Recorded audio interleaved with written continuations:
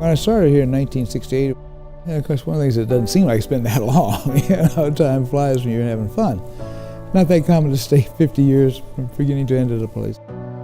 Most classes I teach, I'll have one or more children of descendants of people I've taught in the past, which is interesting, and it kind of connects me back often with their parents. And what I tell every class, I say, there are two things you ought to be sure and do while you're here. And one is you should do a study abroad if you can all afford it, and certainly you ought to do an internship. And I'm not just talking about students who major in political science, but whatever your major is, you ought to go out and do an internship. And it's going to be very valuable either way, either whether it confirms what you think you want to do or it says, go back and rethink. There's something else which your life is made to do.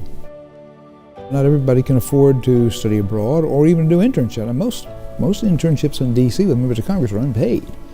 So the hope is that the proceeds from this fund that's been set up in my name will allow students who couldn't afford to do one of these two things that I think is so valuable and indeed an important part of their education, so they'll be able to do it.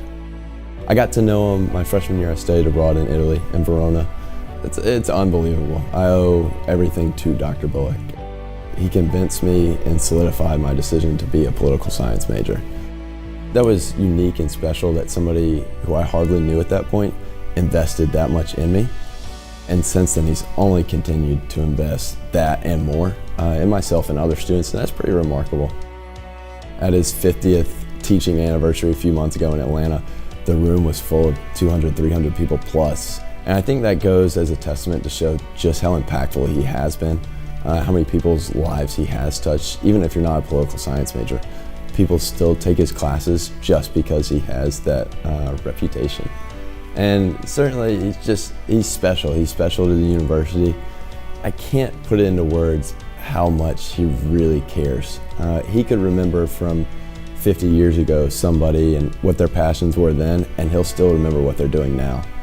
Well, it's a place I've committed my life to, so I think I think it's been a wise investment because I'm proud of what we do here in terms of preparing the future leaders of the state and the nation. So the students who are here right now, they're going to be active decades and decades after I'm long since gone.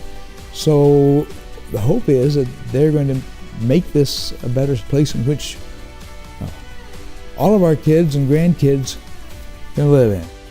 To see somebody so selflessly give everything they have to an institution and then to people within that institution for such a long time I can't put it into words. He's a one of a kind, and he's really a gift to the University of Georgia.